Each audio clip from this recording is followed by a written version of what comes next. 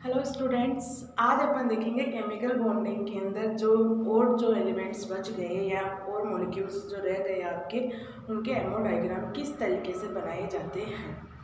Ammo diagram तक अपन ने कहाँ तक देख लिया था कि बेसिकली अपन ने बोरोन तक देख लिया था कि बोरोन के किस तरीके से आपके एमओ डायग्राम बनाए जा सकते हैं। बात कार्बन की आती है, कार्बन का एमओ डायग्राम बनाया जाएगा अपने पास ऐसे। C2 मॉलिक्यूल, मैंने आपको ये पहले भी बताई थी कि कार्बन और कार्बन के बीच में क्या पाया जाता है, डबल बॉन्ड पाया जाएगा। ये दोनों ही पाई बॉन्ड होते हैं, जबकि हम आज तक ये पढ़ते आ रहे हैं कि जब भी कोई बॉन्ड बनता है वो पहले पाई बॉन्ड बनता है फिर सिग्मा बॉन्ड बनता है। ये बता नहीं, सॉरी, सिग्मा बॉन्ड पहले बनता है फिर आपके पाई बॉन्ड का फॉर्मेशन होता है, यही पढ़ते आ रहे हैं। जबकि यहाँ ये होता है कि पहले आपके पाई बॉन्ड का ही फॉर्मेशन होगा, यानी कि यहाँ जो पहला बॉन्ड बनेगा दोनों ही पाई बनेंगे, यहाँ सिग्मा बंद नहीं होता है। इसकी व्याख्या दो थ्योरियों के द्वारा की जा सकती है, आपके वीबीटी एंड एमओटी के द्वारा, दोनों के द्वारा की जा सकती है। वीबीटी क्या कहती है, पहले ये देखते हैं। वीबीटी बोलती है कि कार्बन अगर इसका अपन क्या करें, इस तरीके से ले लें, एथिलीन ले लें। एथिलीन के अकॉर्डिंग तो अपन ये बता सकते हैं कि जिनका ऑक्टेट कंप्लीट होता है वो ही पाया जाएगा, है ना। यानी कि वीबीटी क्या बताती है कि ऑक्टेट कंप्लीट होना चाहिए किसी भी मॉलिक्यूल का, तभी वो स्पीसीज क्या होगी आपके स्टेबल होगी, वरना क्या होती है अनस्टेबल मानी जाती है। यानी कि स्थायी तभी होगी जब अष्टक नियम का पालन करेगी, ये था। तो इसके अकॉर्डिंग तो ये हुआ कि अगर इन दोनों बॉन्ड्स को अपन हटा दें तो क्या होना चाहिए, 4 बॉन्ड प्रेजेंट होनी चाहिए कार्बन और कार्बन के बीच में, ये होना चाहिए, तभी अष्टक कंप्लीट होगा इसका। जब 4 बॉन्ड कार्बन और कार्बन के बीच में होगा, लेकिन कार्बन के और कार्बन के बीच में 4 बॉन्ड तो होते ही नहीं, पॉसिबल ही नहीं है। तो ये पॉसिबल ही नहीं है, तो वीबीटी यहाँ की फेल हो जाती है। ओके, तो वीबीटी की एक कमी भी मानी जा सकती है ये कि आपकी सबसे बड़ी कमी क्या है कि ये C2 मॉलिक्यूल को एक्सप्लेन नहीं कर पाती है वीबीटी थ्योरी। एमओटी क्या बोलती है कि इसके अंदर क्या होता है, एक पाई बॉन्ड दूसरा पाई बॉन्ड पाया जाता है, दोनों ही पाई बॉन्ड पाए जाते हैं। एक्सप्लेन भी किया और ये पॉसिबल भी है और बनता भी है। किस तरीके से, जब इसका एमओ डायग्राम बनाते हैं अपन कार्बन का, तो किस तरीके से बनाया जाता है आपके, कार्बन दूसरा कार्बन दोनों का क्या करेंगे इलेक्ट्रॉनिक कॉन्फ़िगरेशन।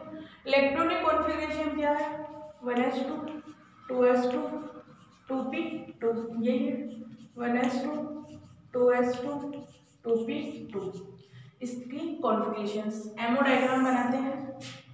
एमओ डायग्राम बनाने के लिए वो क्या करना है, 2s का ये एक कार्बन के लिए है, एक कार्बन के लिए है, या C2 मॉलिक्यूल्स के लिए हो गया। इसे कहेंगे अपन एओस, एटॉमिक्स ऑर्बिटल्स, और ये हो गया आपका एमओस, मॉलिक्यूलर ऑर्बिटल्स। ये भी क्या आपका एटॉमिक ऑर्बिटल्स। तो अब ये जितना ऊपर जाएगा उतना ही नीचे जाएगा, यही था। पी का 2p में, ये 2p का हो गया। ये लोग दो ऑर्बिटल्स नीचे रहेंगे जो आपकी क्या कर रहे थे, पाई बॉन्ड का निर्माण कर रहे थे, px और py, ये पाई बॉन्ड का निर्माण कर रहे थे। ये हो गया pz जो आपके सिग्मा का निर्माण करेगा। यहाँ आप सिग्मा से रिप्रेजेंट करो, इन्हें पाई से रिप्रेजेंट करते हैं, यही करेंगे।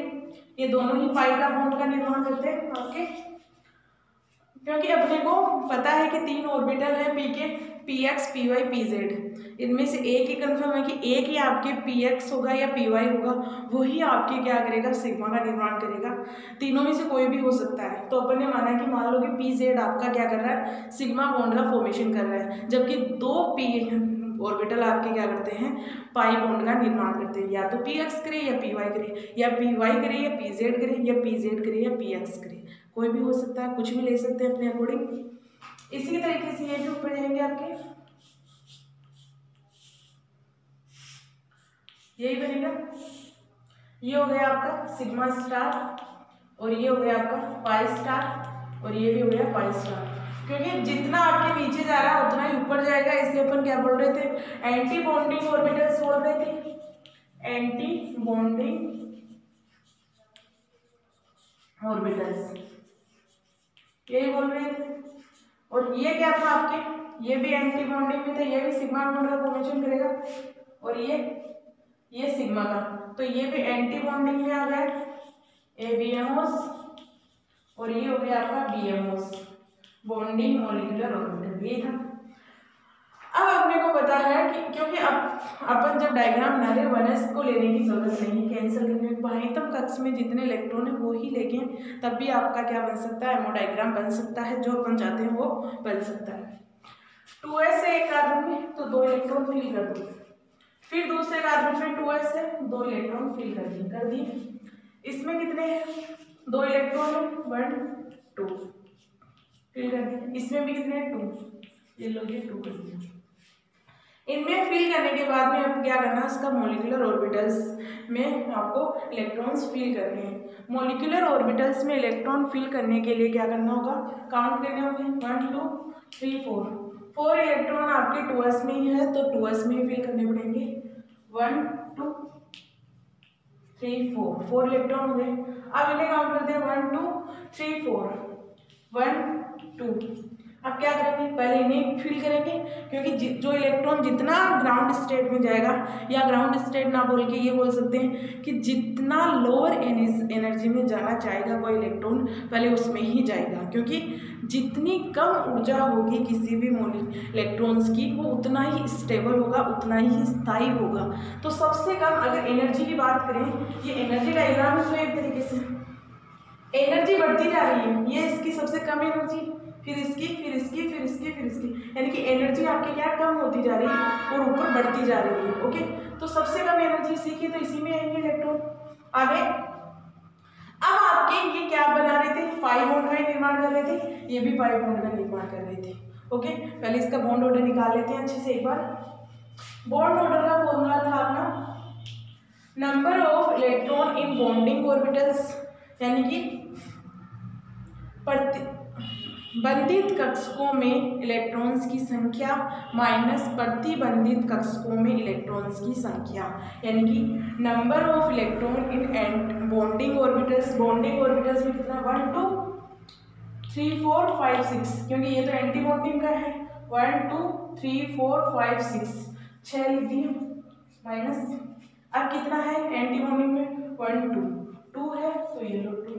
अब कितना है आपके 3 आ गए, सॉरी 2। अब इसमें क्या करना होगा अपने को,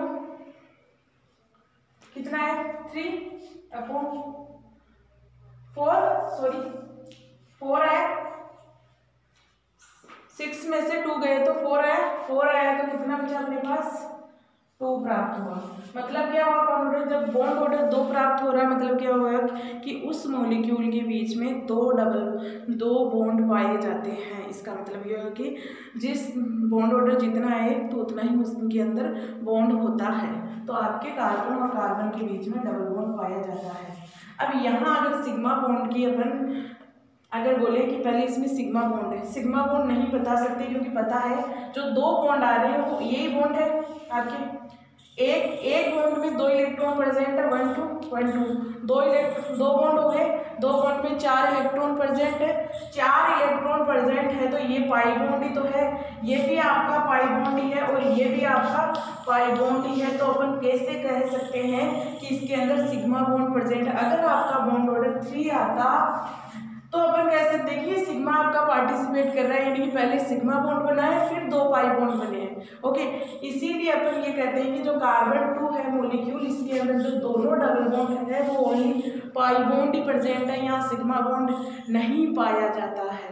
ओके, तो कभी भी ये मत बोलना कि आपके सबसे पहले सिग्मा बॉन्ड का फॉर्मेशन होता है देन पाई बॉन्ड का फॉर्मेशन होता है। पाई बॉन्ड का भी हो सकता है, प्रूफ है अपने पास C2 मॉलिक्यूल का अपन ने डायग्राम बना के प्रूफ किया है कि आपके क्या हो रहा है कि पाई बॉन्ड बन रहा है, पाई बॉन्ड बन रहे हैं दोनों। ओके, अब इसमें अपन देख सकते हैं प्रतिचुंबकीय होगा या अनुचुंबकीय हो गया, यानी कि चुंबकीय गुणों की व्याख्या कर सकते हैं। चुंबकीय गुणों की व्याख्या करेंगे वही आपका पेयर या अनपेयर इलेक्ट्रॉन्स के आधार पर। तो यहाँ क्या है आपके युग्मित इलेक्ट्रॉन है, ये भी युग्मित, ये भी युग्मित, ये भी युग्मित, कंप्लीट पेयर्ड है तो आपका ये हो गया प्रतिचुंबकीय। पट्टी चुंबकीय मतलब हो गया डायामैग्नेटिक, डायामैग्नेटिक। ओके, डायामैग्नेटिक प्रकृति का होता है। अब इसके कुछ आयंस की व्याख्या कर लेते हैं अपन। ओके,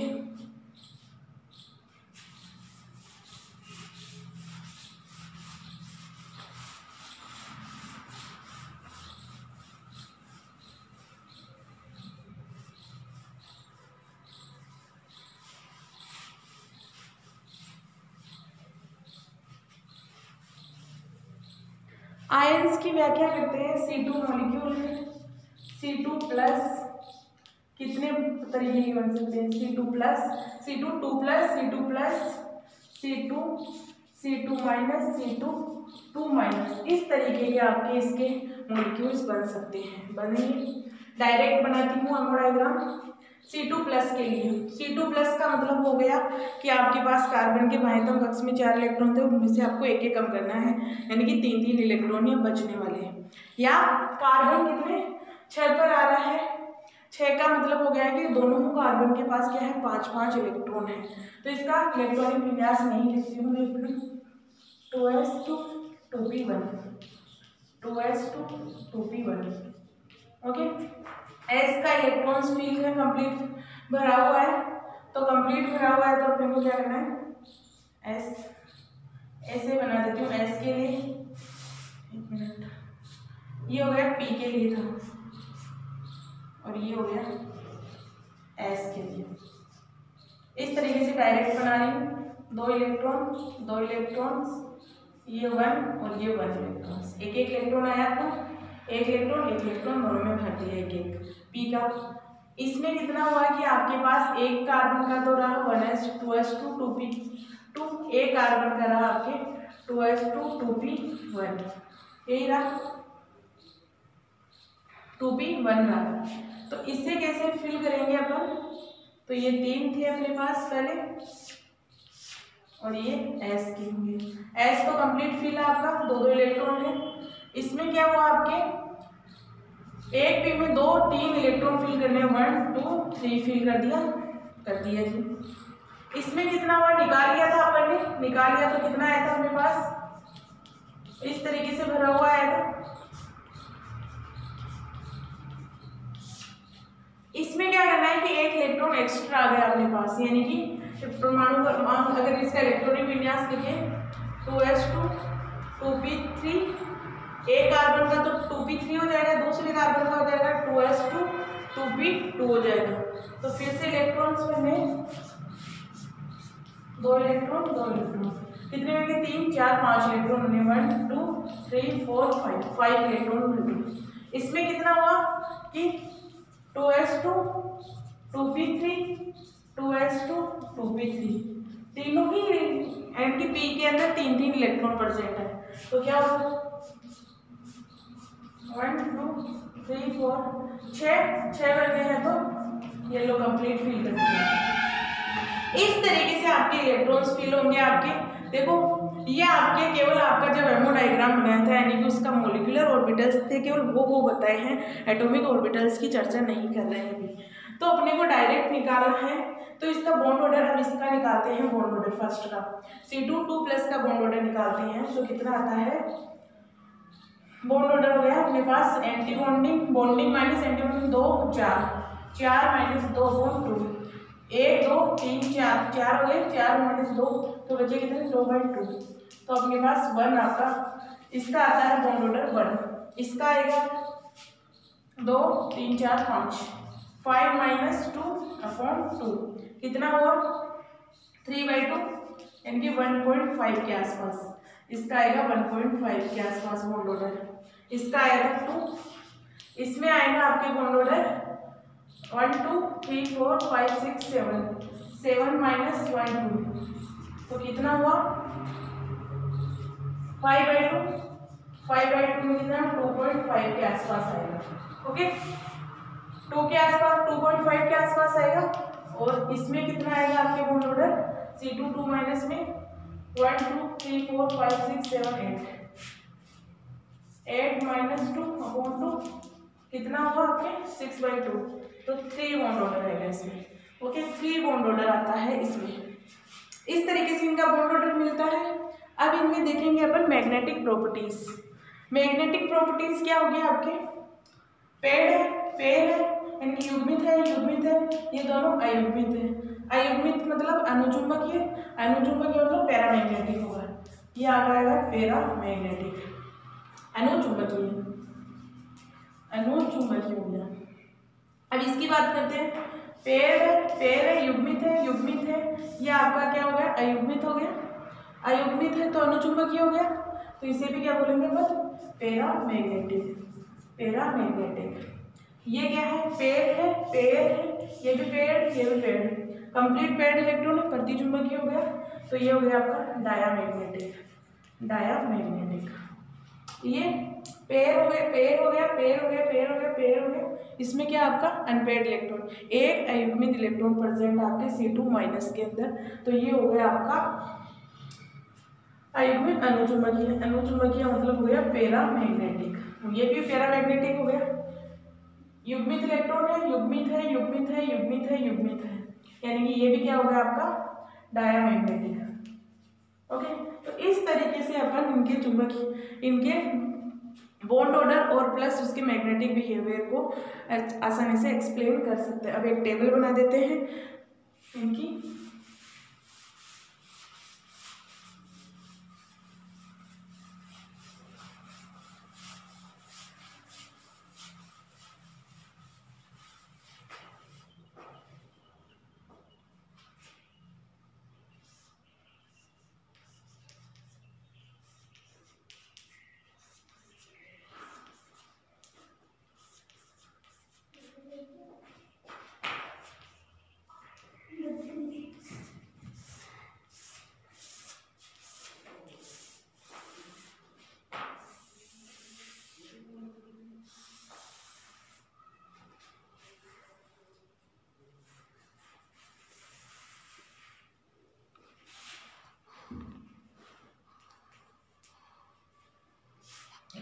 C2+ का आया अपने पास बॉन्ड ऑर्डर 1, एक बॉन्ड ऑर्डर प्राप्त हुआ।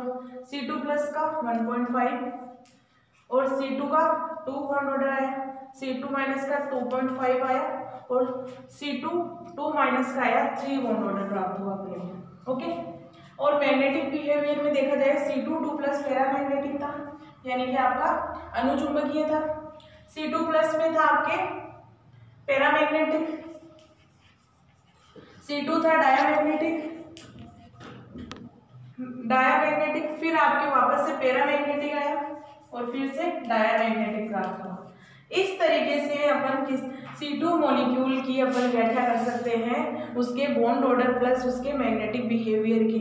अब आपके बॉन्ड ऑर्डर का अगर पूछा जाता है कि इंक्रीजिंग ऑर्डर में आपको क्या करना है, बॉन्ड ऑर्डर शो करना है, तो आपके पास इंक्रीजिंग ऑर्डर क्या है, इस तरीके से कर सकते हैं अपन कि सबसे ज्यादा बॉन्ड ऑर्डर होता है C2 का, फिर C2- का, C2 का, C2+ सबसे कम होता है C2+ का, एक बॉन्ड ऑर्डर प्राप्त होता है। और अगर इनमें से पूछा जाता है कि इसका चुंबकीय गुण क्या होता है, तो C2 डायामैग्नेटिक होता है, C2- पैरामैग्नेटिक होता है, C2 डायामैग्नेटिक होता है, C2+ पैरामैग्नेटिक होता है और C2+ पैरामैग्नेटिक होता है। इस तरीके से अपन मॉलिक्यूल्स की व्याख्या कर सकते हैं मॉलिक्यूलर ऑर्बिटल थ्योरी के द्वारा। ओके, अपने पास अब आता है कार्बन के बाद में अपन लेंगे नाइट्रोजन का, फिर ऑक्सीजन का, फिर फ्लोरीन का। ओके,